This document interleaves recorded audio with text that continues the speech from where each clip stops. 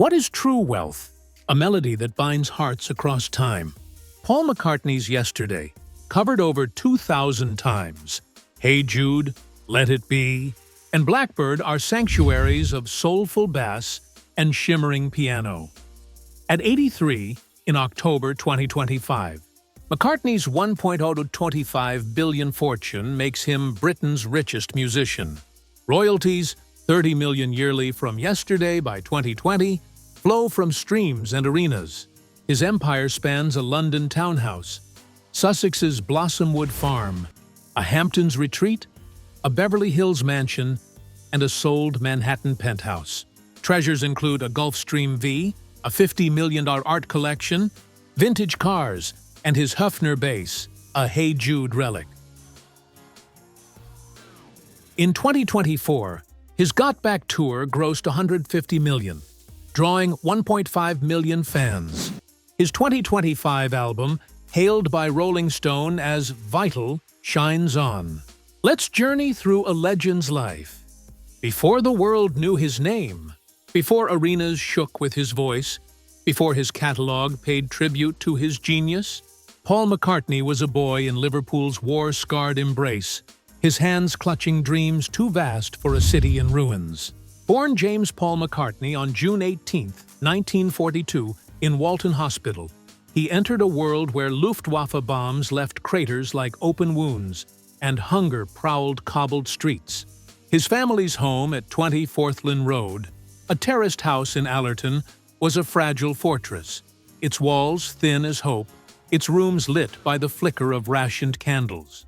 No jewels adorned this home, no grand pianos sang, only the quiet wealth of resilience held sway, a family bound by love and the stubborn rhythm of survival. Mary Mohin McCartney. His mother was a nurse and midwife, her hands calloused from birthing life and easing death. Her Irish lilt softened the Blitz's harsh edges, her eyes a haven where Paul, the eldest of two, found courage. Jim McCartney, his father, was a cotton salesman by day, jazz pianist by night, leading the Jim Mack's jazz band in the 1920s. His upright piano, a battered relic, wheezed swing tunes like Ain't Misbehavin', teaching Paul and brother Michael that music was a currency richer than wartime rations. In that cramped house, melodies wove through meager suppers, baked beans on toast, tea brewed weak, laughter patching the cracks of want. Paul's first heirlooms were these: the creak of floorboards under dancing feet, the hum of When the Saints Go Marching In, the stubborn spark of a piano defying the blackout's void. At 14, in October 1956, tragedy struck like a silent bomb. Mary, the family's lighthouse, succumbed to breast cancer after a months-long battle, passing in the same hospital where Paul was born.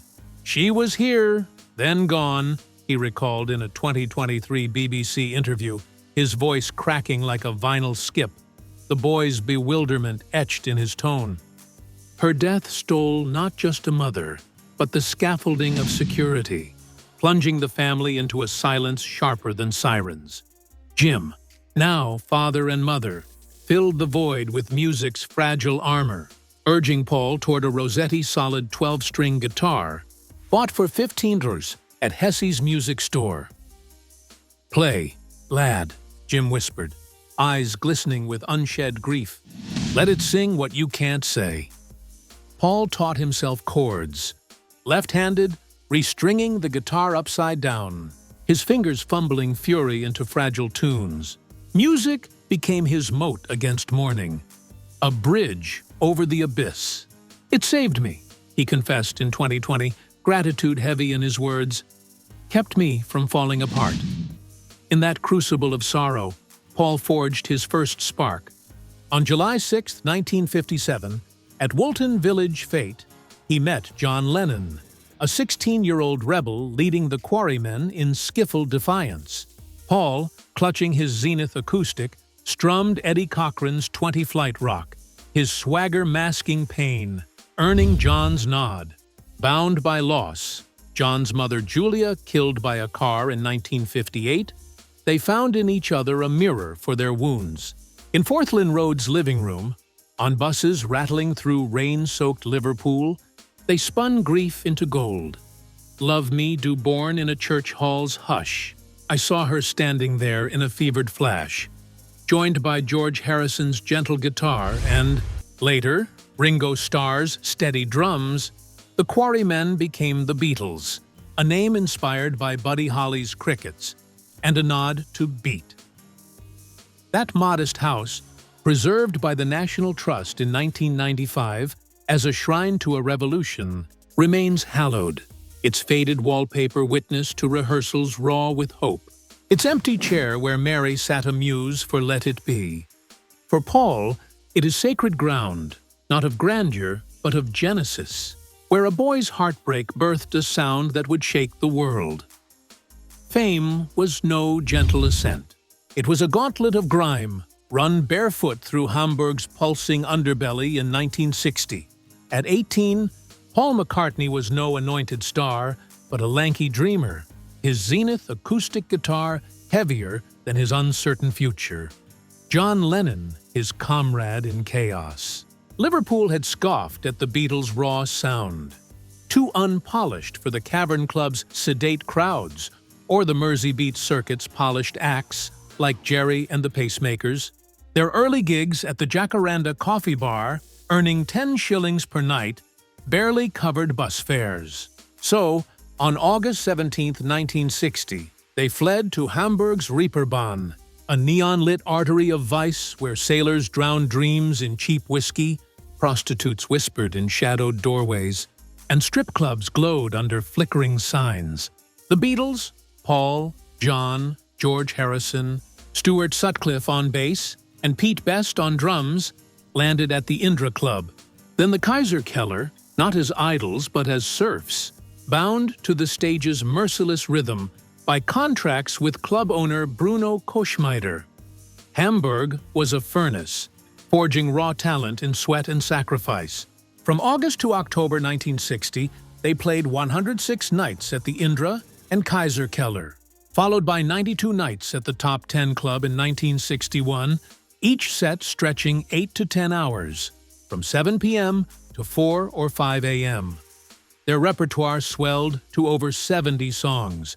Chuck Berry's Roll Over Beethoven, Little Richard's Long Tall Sally, Ray Charles's What Did I Say, Elvis Presley's Hound Dog, Buddy Holly's Peggy Sue, performed with relentless energy to appease drunken sailors and volatile gangsters. Fingers bled on taut strings. Paul's voice frayed to a hoarse whisper under garish lights that buzzed like angry hornets. They slept in squalid back rooms behind the Star Club's screen at the Bambikino Cinema. Mattresses crawling with lice, air thick with cigarette haze, and the stench of stale beer. Meals were scraps, black bread, watery soup, or stolen bar pretzels. Hunger a constant shadow gnawing at their resolve. Preludin, a stimulant passed like secrets among exhausted teens, kept them upright, each pill costing 2 Deutschmarks from barmaids. "We played to live," Paul recalled in a 2020 Guardian interview, the memory sharp with exhaustion's sting. Stop, and we were done. Payment was a meager $2 per night, split 5 ways, equating to 8 shillings each, barely enough for a single meal at a Reeperbahn diner. Club owners barked insults, calling them Englische Schweinehunde, while sailors jeered, hurling bottles when covers of blue suede shoes faltered. Hamburg taught not in comfort, but in cruelty, drilling discipline into their bones. Paul honed his stagecraft, perfecting Little Richard's primal wail, hitting high notes in Lucille that cracked glasses, mastering Chuck Berry's guitar riffs with a precision born of desperation. His showmanship became a shield, his charm disarming hostile crowds with quips in broken German. Guten Abend, meine Damen und Herren. He learned to hold a stage alone, singing Besame Mucho when John's voice gave out, his charisma a lifeline in chaos. The Beatles played 281 gigs across 3 trips. August to October 1960, April to July 1961, and November to December 1962, logging over 200 hours on stage, equivalent to 500 Liverpool shows. "Hamburg made us," Paul told Mojo in 2011, pride laced with weariness. "It was our university." Yet the furnace exacted a heavier toll. On April 10, 1962, Stuart Sutcliffe, bassist, artist, and Paul's friend, collapsed in Hamburg's Klinikum Nord Hospital, dying at 21 from a cerebral hemorrhage, likely from a 1960 brawl outside the Kaiser Keller. His gentle smile, his sketches of Reeperbahn nights, silenced forever. "It was like the air vanished," Paul said in the Beatles' anthology 1997, grief echoing his mother Mary's 1956 death. Stuart's loss reopened that wound, his absence a haunting silence amid the band's rising roar. Paul thrust onto the bass, a Höfner 501 violin-shaped model, bought for $30 at Hamburg's music house Rothof in May 1961, resisted its background role, hating its perceived demotion from guitar. Yet he transformed it, crafting melodic bass lines that danced rather than droned. His work on All My Loving, recorded in 13 takes on July 30, 1963, at Abbey Road, wove a driving rhythm that redefined rock's pulse, its walking bass a heartbeat beneath the harmony. From resentment came revelation, from loss, revolution. Hamburg's hunger, Stuart's grave, and Liverpool's scorn were the anvil and hammer. Paul was the blade forged in their fire, his bass lines the heartbeat of a movement poised to ignite the world. By 1963, the Beatles were no longer Hamburg's ragged serfs, but a storm sweeping the globe. Beatlemania, a tidal wave drowning all in its path. At 21, Paul stood before tens of thousands, his name a chant on millions of lips, his face plastered across NME, Melody Maker, and Time magazine. Their Cavern Club residency, 292 gigs from 1961 to August 3, 1963, earning $5 per show, had honed their craft.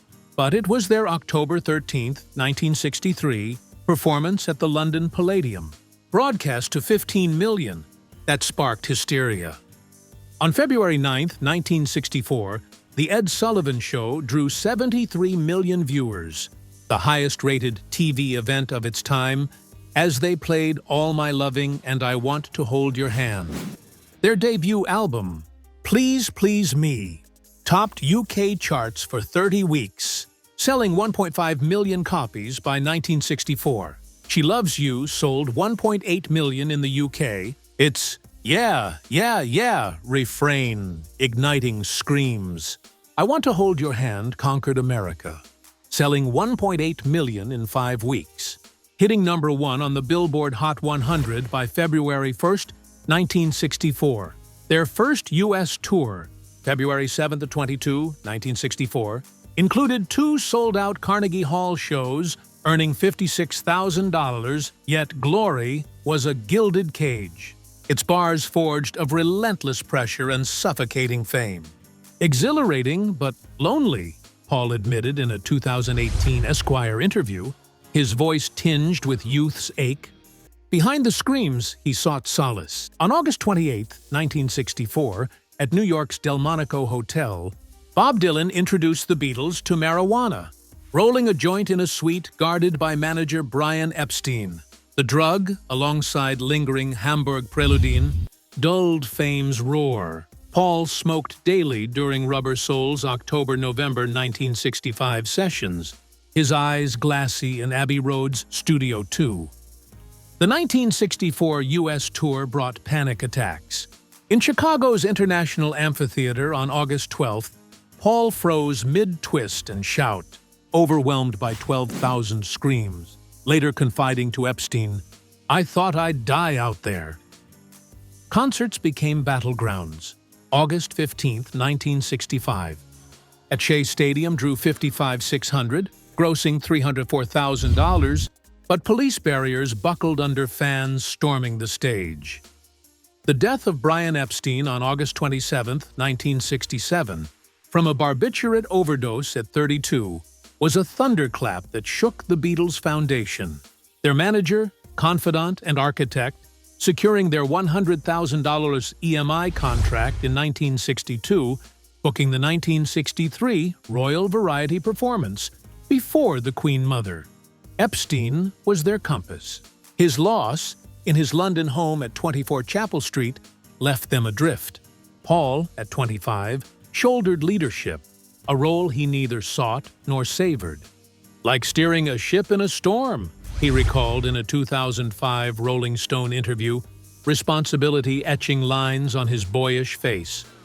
He pushed for Magical Mystery Tour, a December 26, 1967, BBC film and album, directing its chaotic shoot in Kent with a $40,000 budget. Critics panned it. The Daily Express called it tasteless.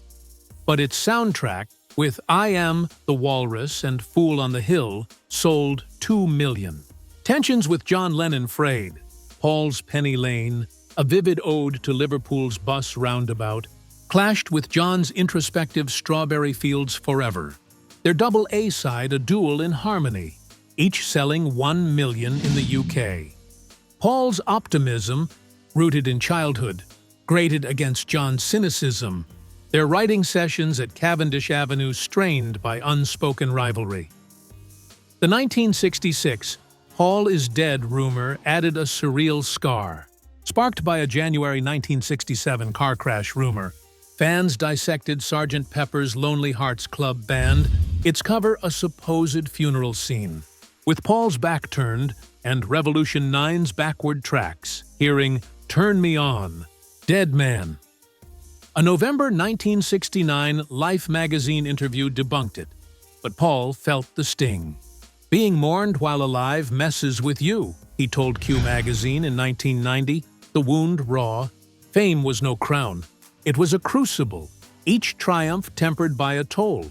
30 world tours from 1963 to 1966, 166 shows, and 9 million records sold by 1965.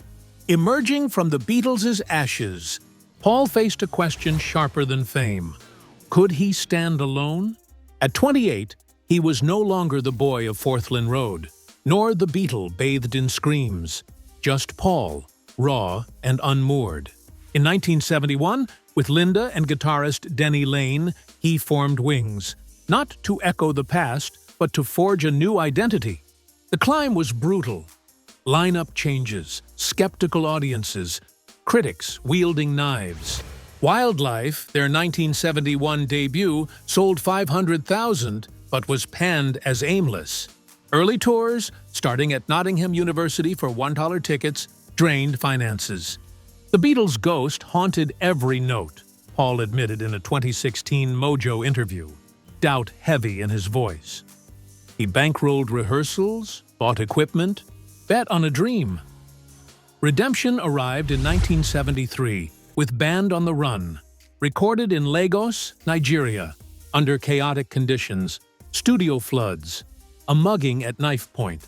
Selling 6 million copies, it topped charts in the UK and US, earning a Grammy nomination. Hits like Jet and the title track proved Paul's genius needed no shadow.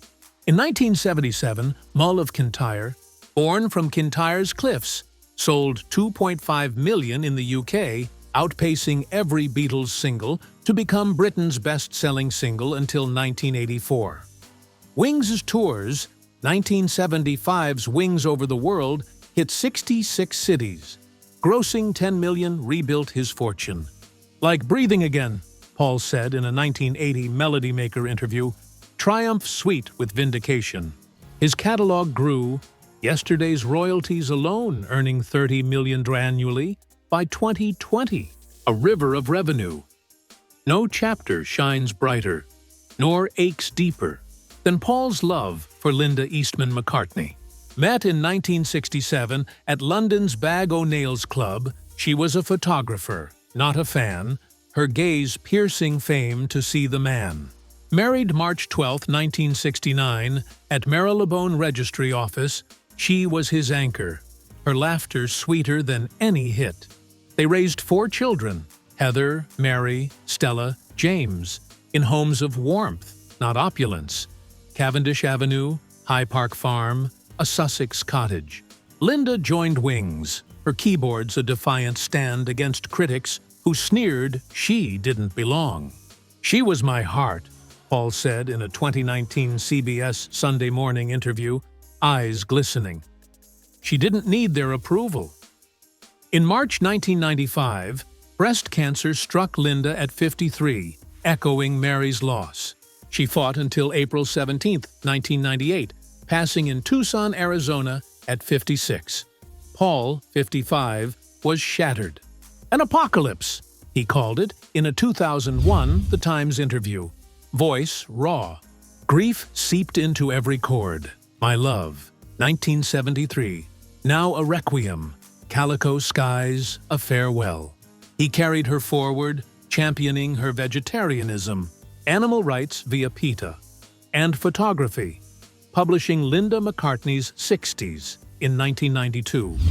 Her memory is a melody that never fades, etched in the Hamptons home he refuses to sell.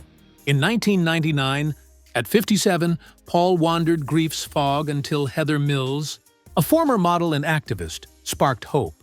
Like a door opening, he said in a 2003 Hello interview. Married June 11, 2002, at Ireland's Castle Leslie. Their union birthed Beatrice in 2003. Yet tabloids turned venomous, cracks forming under scrutiny. By 2006, love frayed. By 2008, divorce shattered it in a courtroom blaze. Heather sought $125 million. The judge awarded $24.3 million. Chaos, Paul called it in a 2010 Daily Mail interview, voice weary. Unlike Linda's sacred silence, this was a public wound.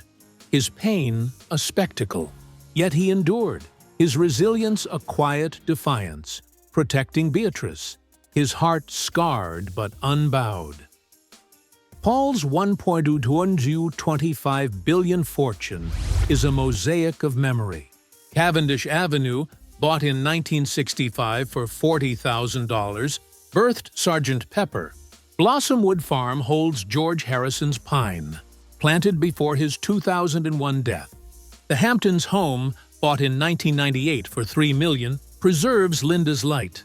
His Gulfstream V, acquired 2001, offers escape. His art, Picasso's The Guitarist, Magritte's The Listening Room, is valued at $50 million. His cars, 1964 Aston Martin DB5, 1967 Rolls-Royce Phantom V, are milestones. His Hufner bass, bought in 1961, is a relic of Hey Jude. These are witnesses to a life that turned pain into permanence. At 83, Paul is no fading star, but a sun rising. His 2024 Got Back tour drew 1.5 million fans, grossing $150 million from Palm Desert's Acrisure Arena to São Paulo's Allianz Parque. His 2025 album, completed August 4th, is a masterpiece, Rolling Stone calling it vital as ever. Over $100 million donated to PETA.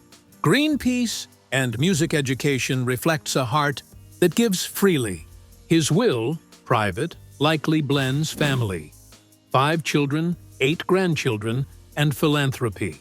Paul's life is a symphony of sorrow and salvation. His songs companions through our dark nights.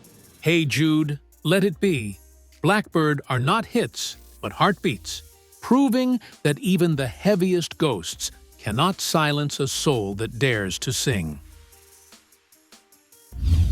At 83, Paul's 2024 Got Back tour grossed $150 million. His 2025 album, a masterpiece. Over $100 million donated to PETA, Greenpeace, and music education reflects his heart. His will, private, likely balances family, 5 children, 8 grandchildren, and philanthropy. His songs, Hey Jude, Let It Be, Blackbird, are heartbeats, proving ghosts cannot silence a soul that sings. Share your thoughts in the comments, and don't forget to like and subscribe for more dives into Hollywood's hidden history.